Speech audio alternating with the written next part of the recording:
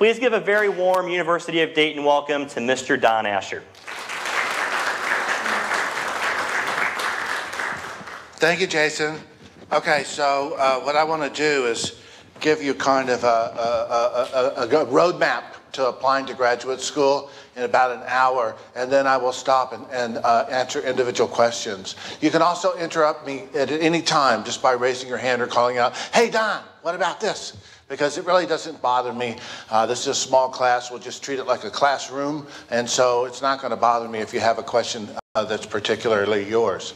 So let me find out who you are. How many of you are applying to graduate school this season right now? Okay, so it's just some of it. How many of you are doing research for future years? Interesting. Good mix. Good mix. Okay. It's too late for the seniors anyway, you guys, so I think it's a good idea. But I'll cover both. I'll cover both.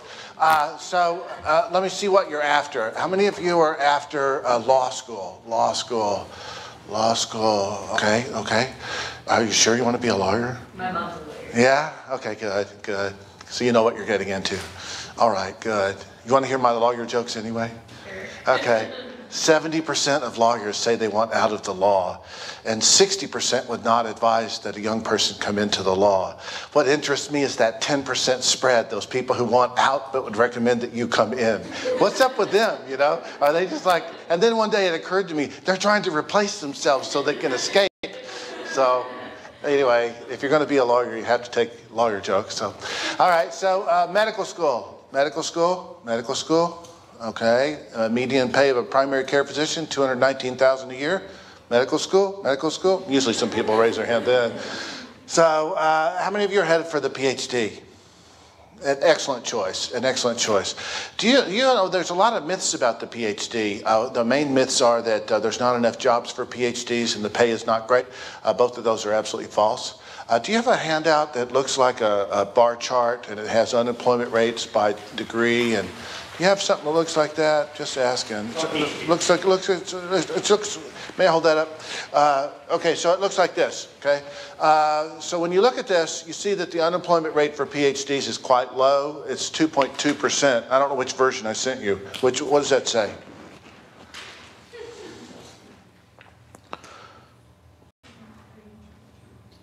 For the doctor. To the doctor is 2.2. And that top one there, the professional schools, those are doctors, lawyers, dentists, and veterinarians. So that's what they have more unemployment than PhDs do. Then under that, of course, is the master's, low unemployment, high pay, and then the baccalaureate. So that'll give you some idea of the payback of these degrees. And the rest of you, I take it, are after a master's. Everybody after a master's, raise your hand. Okay. Are any of you after a master's thinking that you might someday ever get a PhD? How many of you? Oh, okay, I got advice for you. Okay, quit fooling around and just go for it right now. That's my advice. You don't need a master's to get a PhD, with very few exceptions. I'll give you the exceptions: social work, business, public policy, public administration, international relations, and nursing. In those fields, you normally get a master's first. In K-12 education, you get a master's before going on for the doctorate. But the rest of you should shoot straight for it. So I'm going to invite you to rethink that and just decide to go for it. Let me give you some reasons besides high pay and low unemployment to go to graduate school. One of them is that your IQ will go up while you're in graduate school. I think it's always good to have a little bit of extra IQ. So while you're in grad school, you can look forward to some growing neurons and dendrites and increased IQ. And then I found some other obscure research that shows that people with higher IQs have more sex than people with lower IQs.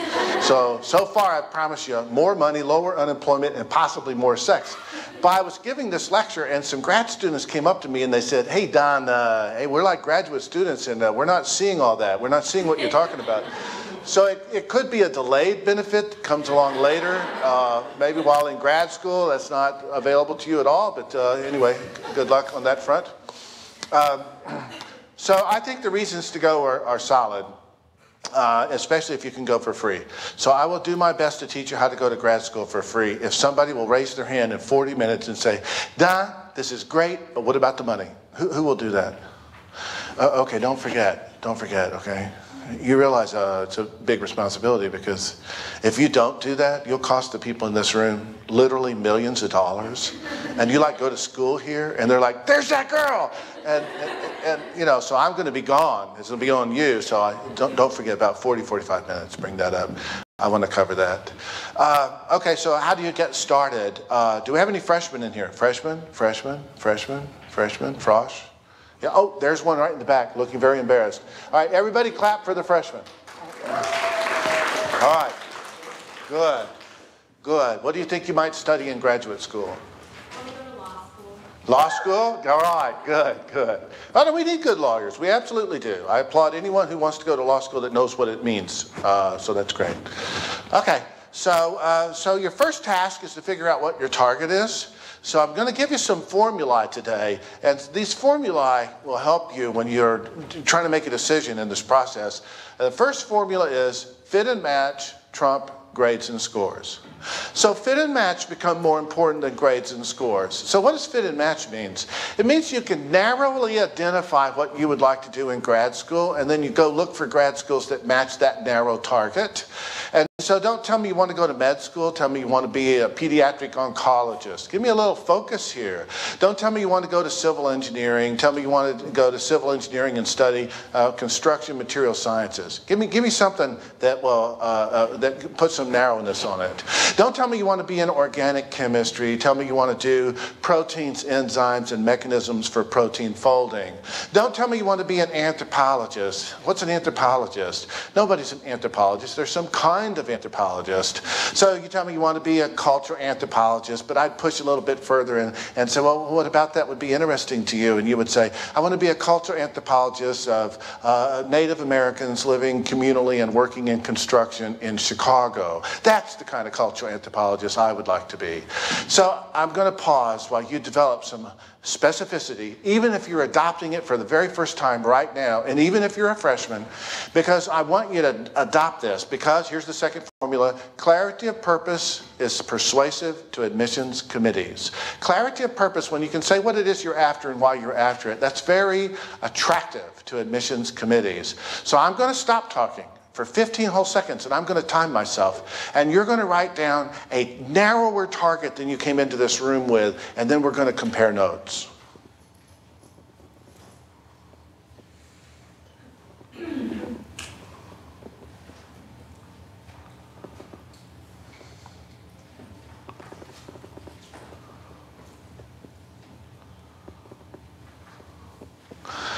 What are you after? Communications as it relates to public relations. A PhD in strategic communications as it relates to public relations.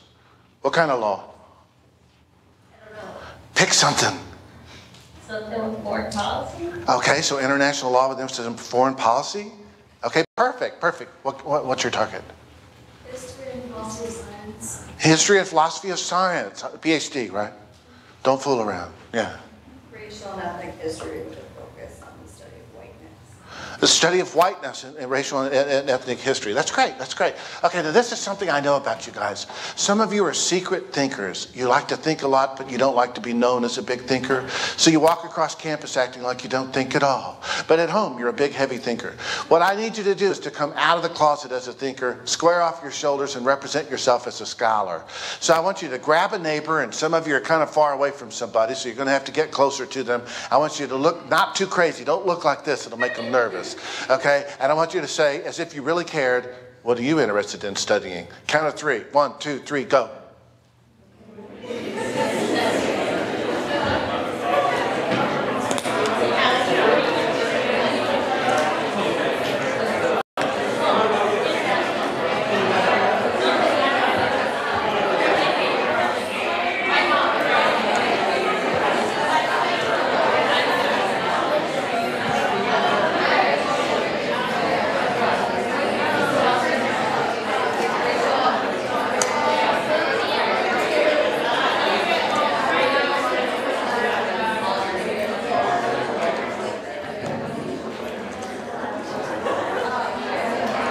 Open that, will you?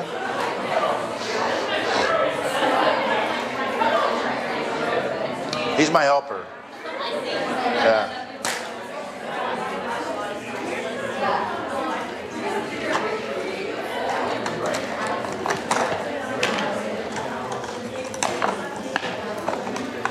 Okay. So your next task after you pick a target, let me just see what people's targets are some more. What's your target? Physical therapy? PhD in physical therapy? Okay, what's your target? PhD in pediatric occupational therapy? I like that. What's your target? Pediatric clinical therapy? Physical therapy? Why are you guys all here? You know each other? What's your target? Physician assistant in dermatology. Okay, all right, good, okay. Your next task is to build a list of possible schools. Okay, so what's that right there? It's the United States of America. You see it now, don't you? Sure, this is Texas. This is Florida, a little outside. Here's Alaska. Here's Maine. Oh, it's attached. Here's Puerto Rico, and here's Hawaii. Okay. I want to invite you to open up your search nationwide, okay? Instead of looking regionally, because grad school is not a regional project, it's a national project. So how do you build a list of possible schools? Well, first let me push on this national thing for just a moment. When you create regional restrictions, you may end up having to pay for graduate school because of that decision. If you will open up your target nationally, you have a much higher chance of finding somebody who will pay you to go to graduate school. And in a few moments, my lawyer here is going to bring this up again, and I'm going to try to establish this for you. There are very few exceptions. If you're interested in a medical area, well, even there, you have no guarantee that if you study in Ohio that you'll be licensed in Ohio, because you may end up doing your residency somewhere else. So that doesn't even have geographical restrictions. The one thing I can think of, though, is law school. If you want to practice in the law in a certain state, it's a good idea to go to the best law school in that state. That's the one exception. But you still have to look nationwide. And if you're talking about being a national lawyer, you go in New York or California. So there you go. All right, so I'm going to invite you to look coast to coast and border to border. And don't do that thing that some people do where they say, I don't want to study down there. It's hot and people talk funny. You guys, it doesn't matter what the weather is like in graduate school at all, because graduate students are not allowed to go outside. Okay, so you're not going to be outside at all. Your future is 68 degrees in a windowless room. So it doesn't matter it doesn't matter. So how do you build a list? I've given you a handout, and one of them is best sources to learn about graduate programs. So that's I think the name of it. Best sources to learn about graduate programs. Did you find it? It's across from that same page. Hold that up, and it's right there with that the unemployment rate and income rates by degree. So I invite you to use this to help you build your list. Your list needs to be a bit robust, you guys. It should have about 20 programs on it that you're looking at before you decide where you will apply. So let me dig into that list on a couple of items. One of them is faculty. It's not faculty number one. Put a star next to number one. You always poll your faculty. Where do you think I should go? I have this interest. Where should I go? So you always start with faculty. After that, you have to build some lists different ways. One of the ways, there's guides in certain areas. For law school, there's at Boston College a thing called the Law School Finder. So use the Boston College Law School Finder, which is open to the public. For medical school, there's none of you interested in that, but you use a thing called the MARS, the Medical School, MSAR, the Medical School Admissions Requirements in the United States and Canada. Do I have any philosophy people in here? Philosophy? You use a thing called Philosophical Gourmet. It ranks philosophy programs and talks about their content, although it has recently become controversial, and it seems like the guy that's running it has exhibited too much personality lately for the field. But anyway, Philosophical Gourmet. Let's see. So the rest of you want to look at some of the sites that describe the grad programs. There's a new one. It's called gradtrek.com. Is that on your handout, gradtrek.com? It's spelled this way. If you spell it gradtrack.com, you end up at a website that sells class rings and letter jackets. I mean, that's okay too, but that's not going to help you get into grad school. So you have to spell it this way. Gradtrek.com has analyzed 40,000 graduate programs in the United States and downloaded their descriptions of themselves and designed a smart algorithm to search among it. So I like GradTrack. Then there's Petersons.com, which is also listed there. I like GradTrack better because GradTrack does not have online programs and Petersons does, and you can't tell the difference. You're looking at two programs, you can't tell which one is online with Petersons, and GradTrack decided as an institution not to have the online ones listed. So those are a couple of tools. I like phds.org for a really weird reason. The National Research Council produced all this data on the quality of grad programs and then said, do not use our data to produce ordinal rankings. And then phds.org immediately used the data to create ordinal rankings. So I like anybody that's got that much moxie. So by the way, you guys, when it comes to rankings, believe faculty, don't believe business magazines. I want you to use faculty gossip as your ranking system and not pay much attention to those business magazines. They're universally reviled, their methodologies have been debunked repeatedly, so don't pay too much attention to those. So what are you looking for? Fit and match, because fit and match trump grades and scores. You're looking for quality. Okay, you're looking for a program that has a good reputation, which you will learn about mostly from faculty. I want to bring up a ranking issue. At the graduate level, reputation and rankings belong to departments, not universities as a whole. Okay, so if somebody says the University of Illinois is tops in the country and you're sitting there thinking, well, I think Harvard's pretty good. Well, if somebody says the University of Illinois is top, they probably are. There's great programs in the Ivy League, but there's also tons of great programs that are not in the Ivy League. So don't be fooled just because a program is at the Ivy League or not at the Ivy League, because at the graduate level, reputation belongs to individual programs and individual departments, regardless of what school they may be in. Okay, so there's one more aspect as you're looking at your list that you need to consider, and that's a concept called admissibility. How hard is it going to be for you to get into this program? So I just like to write admissibility because it's a weird word. Admissibility means can you get in there? So let's talk about reach, middle of the road, and fairly safe schools.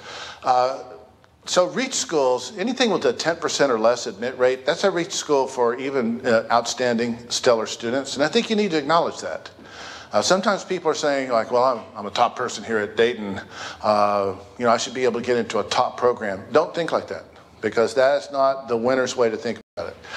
You should have them on your list, but frankly, everyone should have them on your list.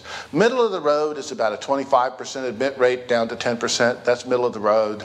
And then a liberal admit rate is 50% admit rate up to about 75% admit rate. So that'll give you the range, okay?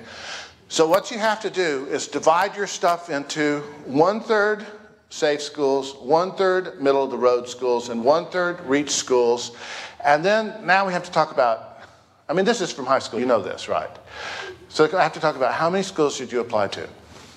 If you're in the master's area, I think you can safely apply to about 5-6 schools, and you'll probably be just fine.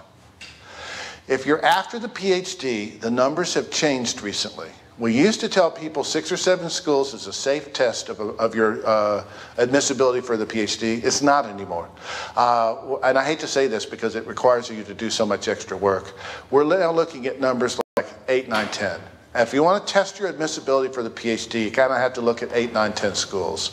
If you're after law school, the median number is about 12. If you're after medical school, the median number is 15. So that'll give you some norms. So any of you that were thinking about applying 4 places, I'm going to kind of push you not to do that. That's really not going to give you a fair test of your admissibility. Now you can put 1 school on your list just because you think it's, I don't know, glamorous or something. So what would that look like? UCLA. I was just at UCLA yesterday, and frankly, it is glamorous. People look pretty good in Los Angeles. It's amazing. You can put 1 school on your list because it's a dream school. Everybody should be rejected by Harvard at least once. So put Harvard on your list. Everybody should do that. Harvard, Princeton, Yale, and Stanford. Put an Ivy League school. And then people always ask me, how can you tell if a school is safe? A faculty member tells you it's safe. That's usually one sign. There's a lot of directions in the name of the school, like Lower Southeast State University. That's going to be safe. because it's got 3 directions, lower, south, and east. That'll be a safe school. Oh, and by the way, I want to bring this up because it's important. You always apply to your home school. It's standard operating procedure. So if you're at Dayton and they have the program you're interested in, you always apply to your home school. Now, I want to bring this up. You also ask that same faculty member, here's your faculty member, writing a recommendation for you to be here at Dayton. You also ask him to make recommendations for you to apply at the other 6 places on your list. Why do you do that? Because it's standard procedure. They're not going to find it odd or weird, okay?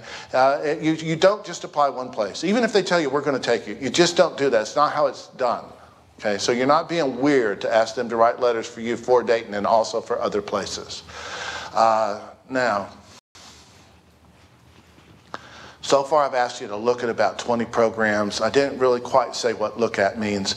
Look at means that you get on their websites and you find their faculty and you see if you find cool people. At the grad level, the grad programs, it's the faculty that matter. The press releases and their view books and their front pages are totally irrelevant. Dig down to the faculty level, look at those people, see what they're doing and see if it's attractive to you. By the way, using this method, you can actually do your own ranking system.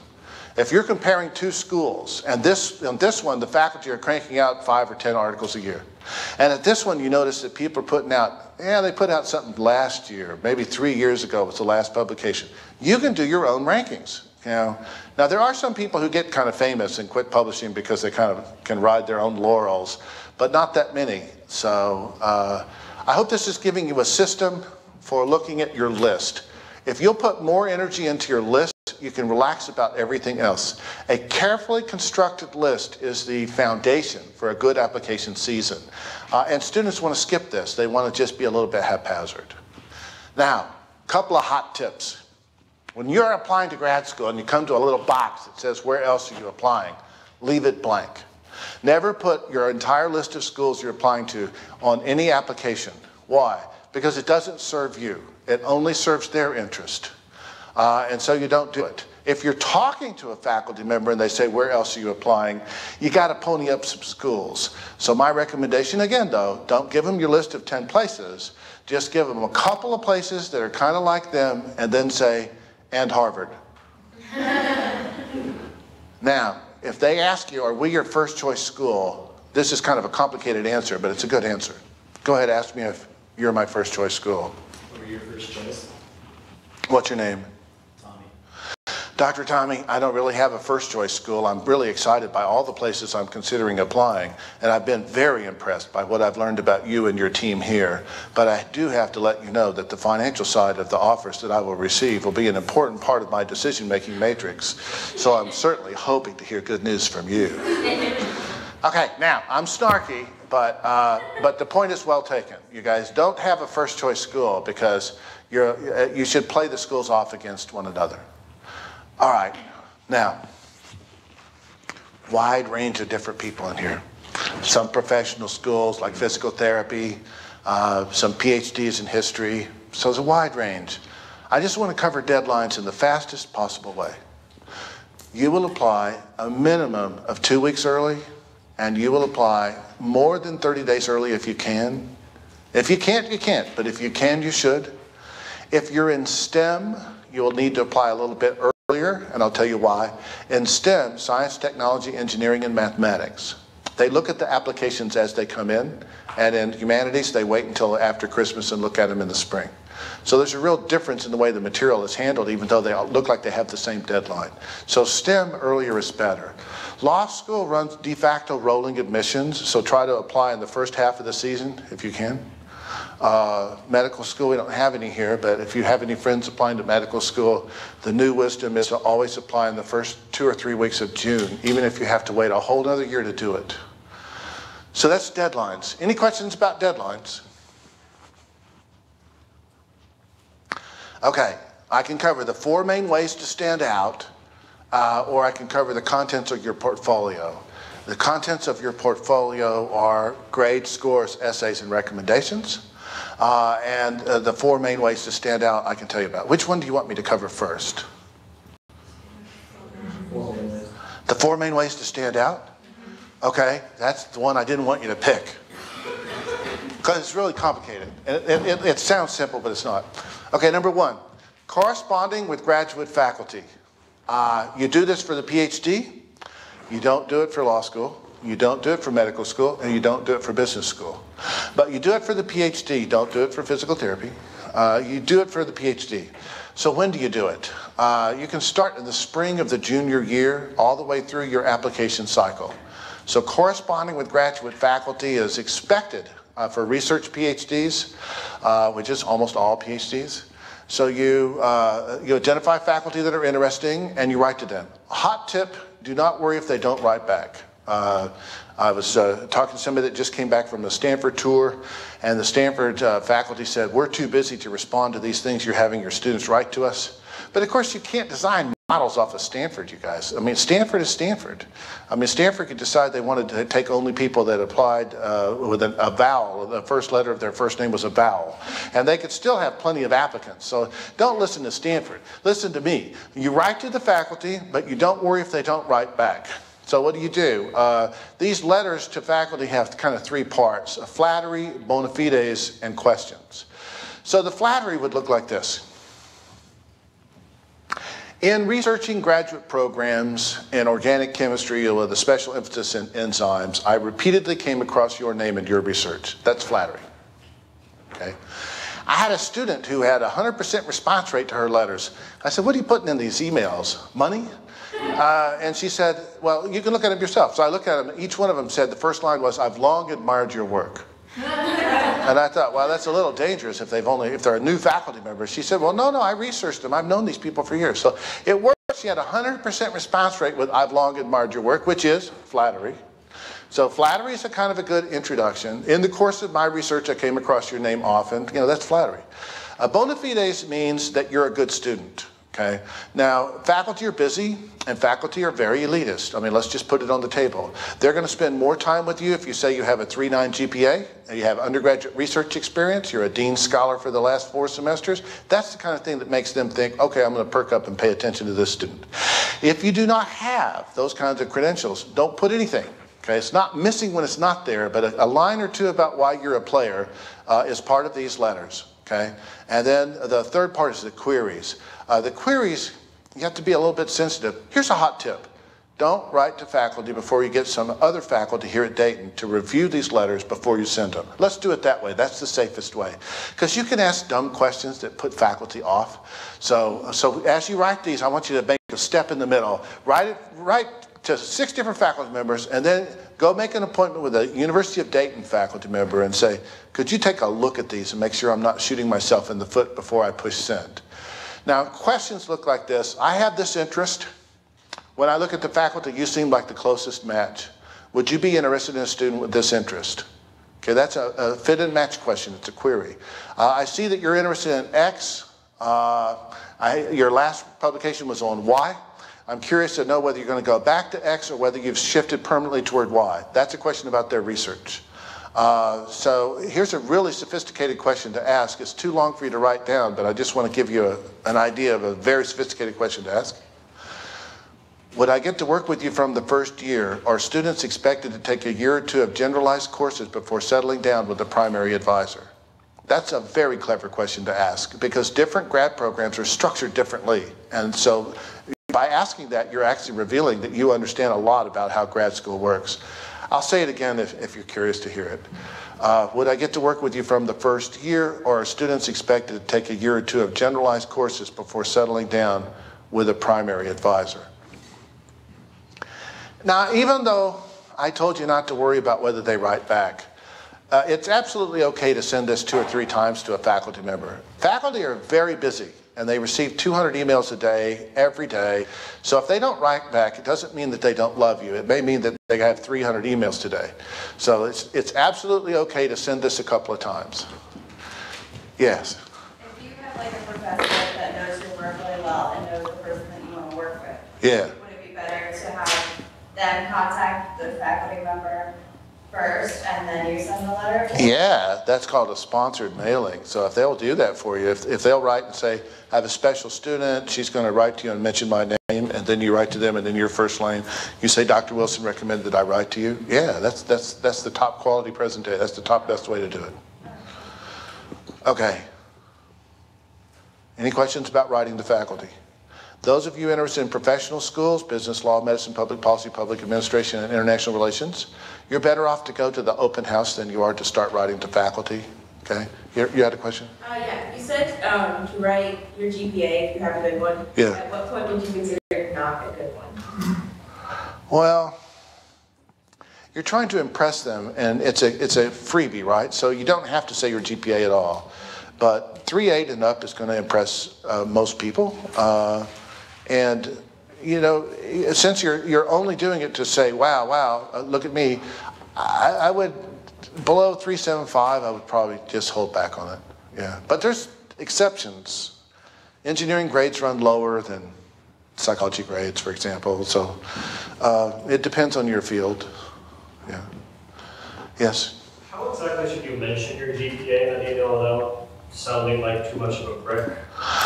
It's a good question. Okay, but when you're establishing your bona fides, you're doing them a favor. Okay? So you say, I've long admired your work. I'm also interested in this area. I have undergraduate research experience doing this. My GPA is 3.9. I'm looking forward to a challenging graduate program. And I think that yours would be an appropriate fit. And then you go into your question. So you just literally just say it. You don't have to apologize for saying it. Yeah. You guys, you know to round everything up, right? A 3.76 is not a 3.76, it's a 3.8. Okay, a 3.82 is not a 3.8, it's a 3.82. So you round everything up. There's only one thing you can't round up. A 3.9999 is not a 4.0. You cannot round up to 4.0. You have to just put lots of decimal points, lots of nines. So, okay. So the second way to stand out is to visit the graduate program. I am a big fan of visiting. The students who are thoughtful and prepared always come out ahead by visiting. There is some research that says that there is a certain type of student who should not visit, and I'm going to be blunt. It is an immature male with great grades. Okay, if you're an immature male with great grades, don't visit. Okay, let your package that you send to them represent you. So, no, this is from med school interviews. They were dropping in their point system by blowing these interviews. But the rest of you should visit. Before you visit, you have to follow a thing called Asher's Law. So I'll pay $10 to somebody who can tell me what Asher's Law is. Go. How did you know that? Are you guessing? That's an excellent guess. That's it. Thou shalt not write nor call nor visit any graduate faculty member without having read some of his or her works first. That's Asher's Law. So if you're going to write to them or visit them, you have to follow that. Let's see if I have a 10 in here. 2, 3, 4, 5, 20. Now I'm starting to get nervous. All I have after that are hundreds.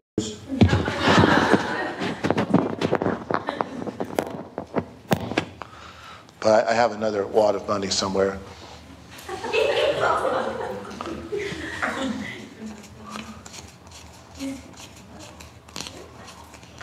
We're going to get there.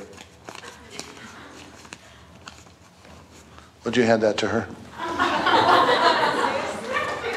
Okay. All right. Asher's Law is, thou shalt not write nor call nor visit any graduate faculty member without having read their works first. You guys, they expect you to cyberstalk them, and they think of themselves as celebrities. So if you don't cyberstalk them and you don't know who they are, you didn't do this right, okay? So now you're going to go visit them. When you step in the door, they're going to expect that you've done this. So the first thing they're going to say to you is, did you read my last book or article?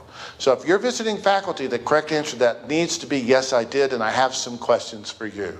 So there's a little bit of work that goes into visiting graduate faculty. My advice is, don't ask for permission to visit. Tell them you're coming, okay? I'll just model that for you. I will be at the University of Chicago next week. I've checked your class schedule, and I see that you get out of class on Tuesdays at 2 o'clock. From the security cameras, I see you carry a lot of stuff back to your office. I could meet you on Tuesday at 2 o'clock and help you carry that stuff back to the office, and along the way we can discuss the graduate school program. I will have already fed the cat.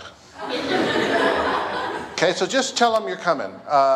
Give them a couple of days. Tell them it'll only take a moment. You'd be happy to help them walk to or from class. I'm actually quite serious here. I'm always joking, but I'm always serious. Tell them you're coming. And they're going to ask you, did you read my last book? And you're going to say, I did read it. The abstracts of your last 3 articles. They know you're not going to read a 700-page book, you guys, but at least read the abstracts and have a question. Now, this next thing they're going to ask you, you have to work up an answer to in advance. Who else do you read? Who else do you follow? Who else do you admire? Okay, before you step into a faculty member's office, you need to be able to answer that question. And by the way, you have to be able to do that for your application essay anyway. So this is just standard preparation. Who do you read? Who do you follow? And who do you admire? They also may ask you if we're your first choice school, and you can give that answer. If you're in the helping professions, physical therapy, nursing, medical school, they're always going to ask you, what will you do if you don't get in anywhere? And so you have to have an answer to that. Standard question to ask med school applicants, how will you pay for your medical school education? Now the answer can be, I will borrow every dime, but you have to be able to point out, here's my borrowing schedule, here's my amortization schedule, I've thought this through, here's a bank that says they'll do it. So those are things about interviewing. So that's the second way to stand out in this application process. The third way is to have an outstanding research sample or writing sample. So if you have a good writing sample, or they require one, sit down with a faculty member and review it before you send it in. And the fourth way, I don't even know if I should teach this. I mean, this is like deep into secret territory. I don't know. What do you think, Jason? Should I tell them how to do this? You think they're going? If I teach them a secret, do you think they will use it? And with great power comes great responsibility. Okay. They're nodding like superheroes. Okay. All right. If this is a calendar, and that's the first of the year, January 1st. Over here in the spring, you can do a couple of things that are clever. Are you seriously going to do this right? Because this is like I'm teaching my best stuff. Okay. All right. I'm going to do it. All right, you guys. You want me to teach you how to make your grades look higher? Okay, if you wait until January when your grades come in, okay, if they're higher than the grades that are on your transcripts overall, then you send a thing called a grade report. A grade report is an email that you send to the grad program and ask it to be added to your file. And in that email, you have the class you took and then the grade in the number graded system. Okay, so 4.0, 4.0, 3.0 and 4.0, and that is a 3.75. That's what that is. And then you say your GPA, fall, 3.75. Okay, all right. So you know what that does? It does a thing called priming. Okay, so if that's the last grades they see about you, you just became a 3.75 GPA student, even if your GPA in the major is 3.2. I just made you into a 3.75 student. Is that interesting to you? Do you want some more of this stuff or not? First of all, do you understand what I asked you to do? Maybe like after we've submitted an application with a transcript already sent. Yeah, you apply over here. You're applying over here somewhere, Right. November. Right now. Yeah. And so in January, if my grades are that good, Yeah. I would send that. Yeah. Okay. Yeah, I they're... didn't know if you meant junior year, like before. No, it's a senior year deal. They're not going to request it, and they're not going to expect it. Right. But you just became a 3.75 GPA student. Watch this. If you pull out the stops and can just get 4 A's, then you're a 4.0 student. So you guys, those of you that were juniors in the fall of your senior year, don't take a lot of classes. For one thing, you got to apply to grad school, but for another thing, if you can take 4 classes or even 3 classes and make all A's, then you can report this technique and you're now a 4.0 student. Interesting? You want me to teach you how to do it with the rest of your grades? Okay, now those of you who are juniors, I'm going to teach you how to make your grades higher. And your junior year grades are really important because it's a whole year that they're looking at, and so it's really important. If you're a junior, the way you make your grades look higher is you study more. Now, if you're a senior, there are some ways to talk about your grades that will make them look higher, and I will now teach you those ways. Take out your transcripts and look for a problem that you can isolate. Okay, so if you had a bad freshman year, just get rid of it. My GPA for the last 4 completed semesters is X. I just got rid of my freshman year grades. You don't even have to tell a story about it. However, you can tell a story about it. There's 2 very standard stories for freshman year why you would have a poor set of grades for freshman year. 1, you had a bad high school. When I had a weak high school, and when I came to college, I found that I had to do quite a bit of catching up to be ready to perform at the level of the other students. It took me about a year to do that. Since that freshman year, my GPA has been X. So that's a story about a bad high school. But there's another story about being smart. Concerning my first year at college, high school was so easy for me that I never had to study at all. So I made great grades, and when I arrived at college, I did not have good study habits. And it took me a year to adjust to it. Now I'm doing great. My GPA since the freshman year is X. So those are 2 stories about the freshman year. But you can get rid of any semester, and you don't even have to say why. My GPA, except for the second semester of the sophomore year, when I had some problems which are now fully resolved, is 3.7 in my major. Okay, now, if you listen really carefully to what I just did, I did 2 functions on the data set. The first thing I did is remove 1 semester of it, but the second thing I did is analyze the grades only in my major. So if you perform 2 functions on a data set, you can change a 3.2 into a 3.6. A 3.6 is competitive everywhere, including med school. A 3.2 is a challenge some places. So you're performing 2 functions. Now, what you can't do is get rid of what I would call a consistently so-so pattern. Okay, so if your GPA is just, all the ways looks like a flat stock market report, then I can't do anything for you. You can't say, my grades would be much higher if I weren't so lazy and I didn't smoke so much pot. Because that's kind of an ongoing problem that you got going on. But if you would quit smoking pot, you could say, since I joined NA, my grades have vastly improved. Last semester, I made a 3.8. Okay. Now, grade stories, they work for everything except law school and medical school. Law school and medical school are inflexible about grades, so they don't care about these stories. Yes, doctor? Yeah, you were talking about taking out like a semester or a year or whatever. Yeah.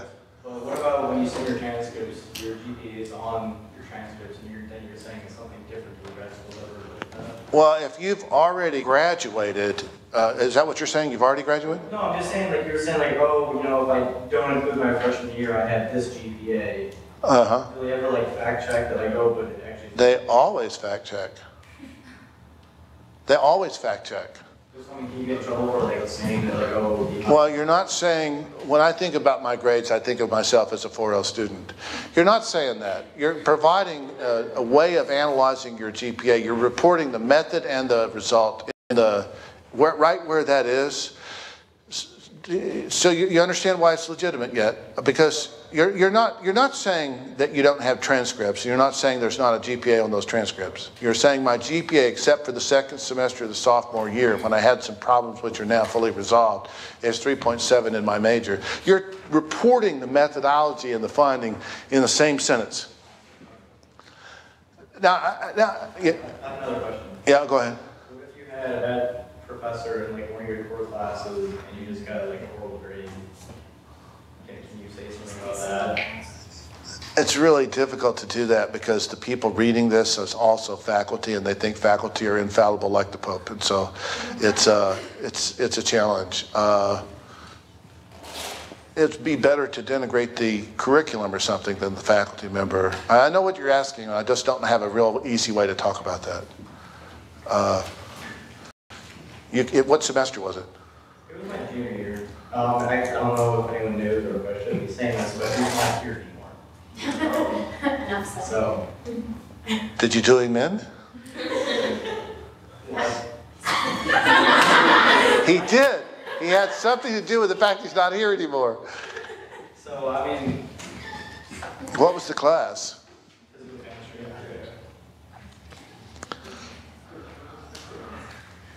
I don't know, but I'd play around with it. I'd play around with it. I don't have a facile answer for you. I'd play around with it. I would be very reticent to criticize a faculty member. It violates a rule of applying to grad school. You don't criticize faculty Is members. there a way that I can say that question by or like some way of like saying? Do you need physical chemistry in your future? Possibly. Can you retake it? I mean, I'm a senior. I'm going to be graduating next semester. I don't know. I might be able to.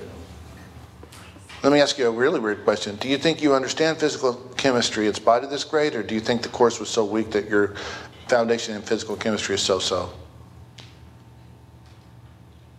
I think I understand most of it. I mean, I have my book and I can like read up into it and be ready for grad school. If I like miss something, I'll like review. Well, you could say this. Physical chemistry, a notorious course at the University of Dayton, was a challenge for me, but I will either retake the course before arriving or bone up on it, and I'll feel more than ready to continue upon arrival at the grad program. You could do that. What was your question? This is all nice and stuff, but what about the money? I was wondering if you were going to get to that. Okay, I'm going to give you guys money. Okay, is that okay? I just want to make a few comments about the rest of the application process. We didn't cover some important things. So I told you a little bit about grades. Let me make this comment. Do not self-select out over grades. Some of you are sitting here with great grades and some of you are not. Don't self-select out. Go out there and rack up some rejections. Okay, don't be afraid of rejection. If you do this correctly, you'll be rejected by at least half the places you apply. So get over yourself.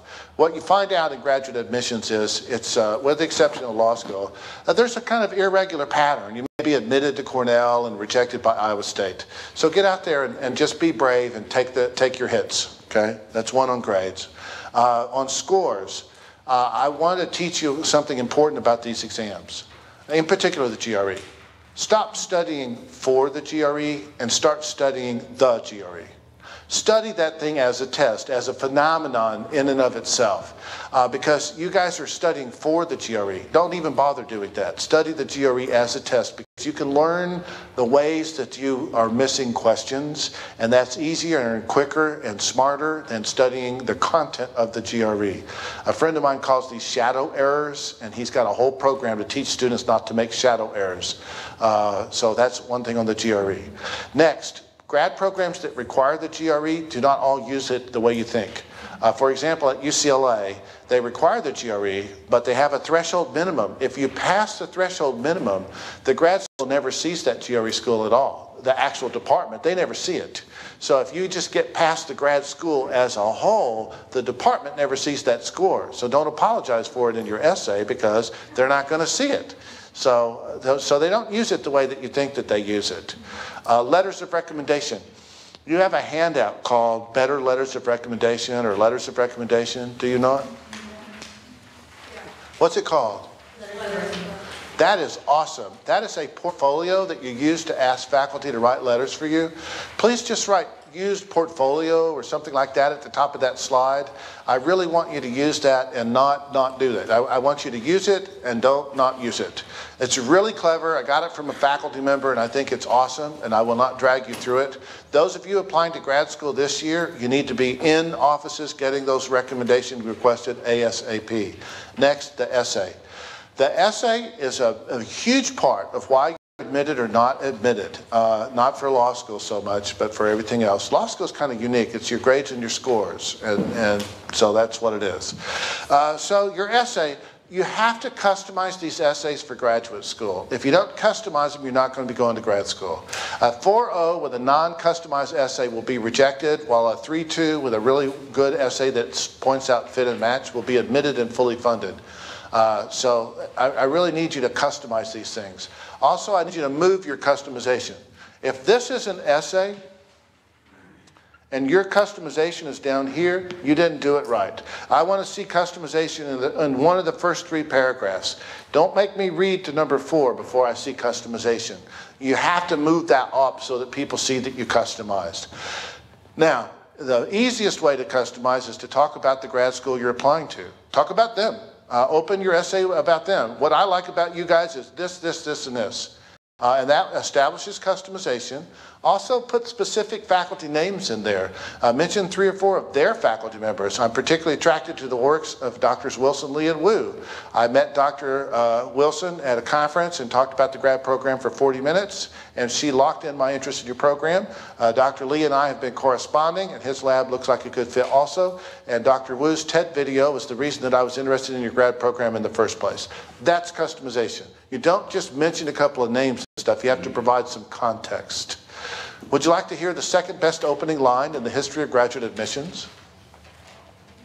In my frequent correspondence with Drs. Wilson, Lee, and Wu, I've come to discover that my academic interests and your academic program perfectly align. Okay, that's the second best. You want to hear the first best?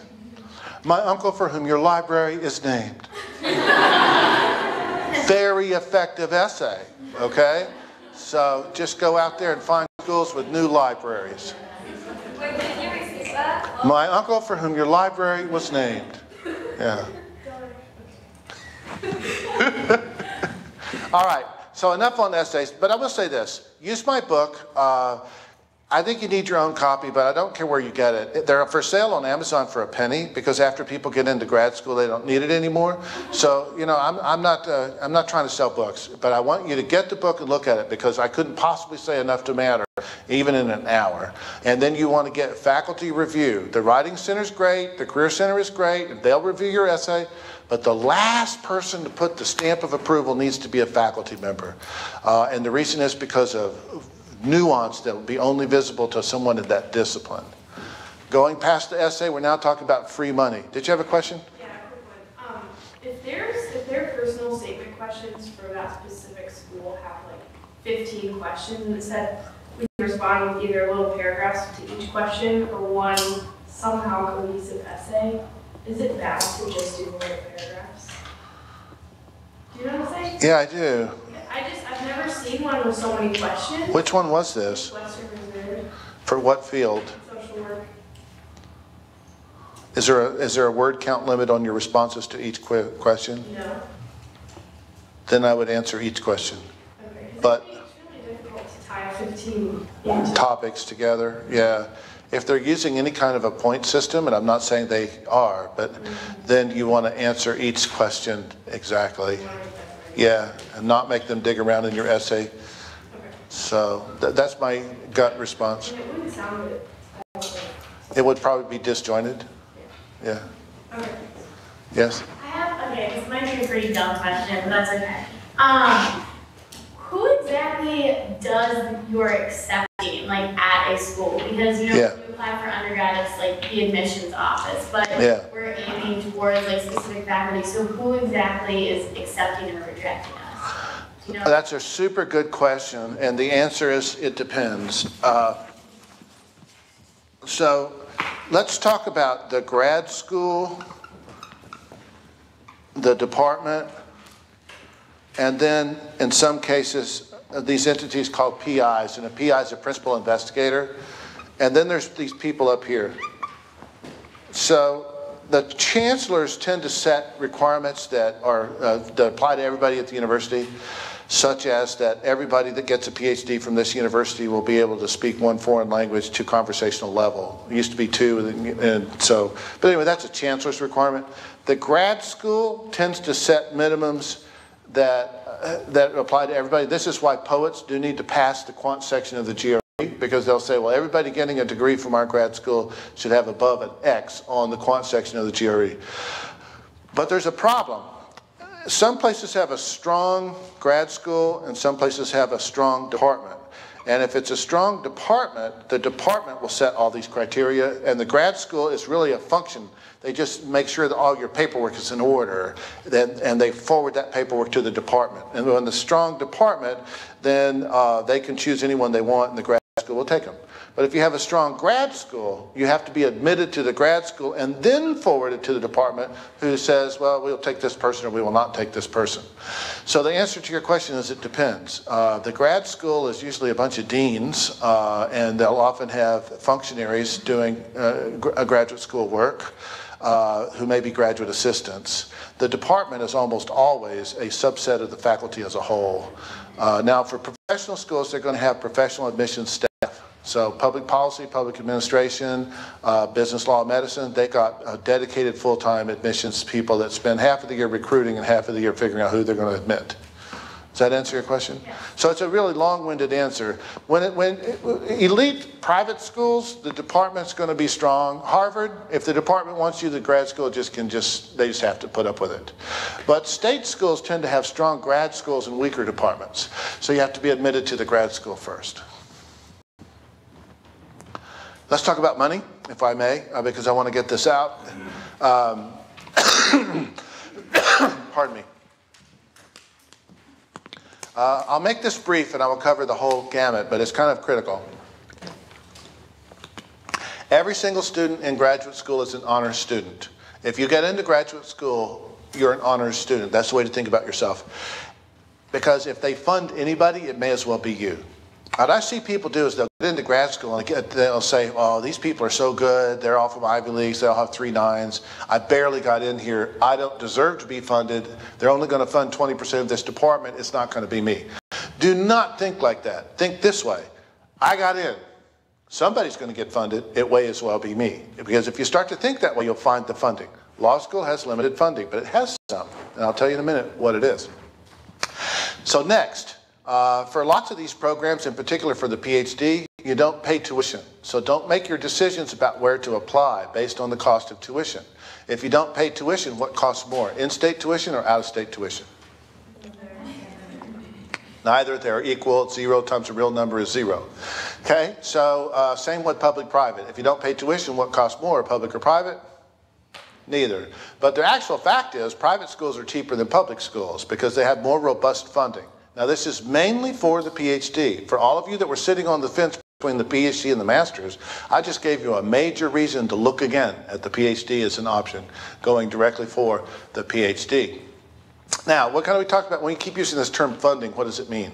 It means that you will get a waiver of tuition plus a stipend in return for an assistantship or a fellowship. So an assistantship is a part-time job that you do in grad school. And a fellowship is money with no job, okay? So what do these look like?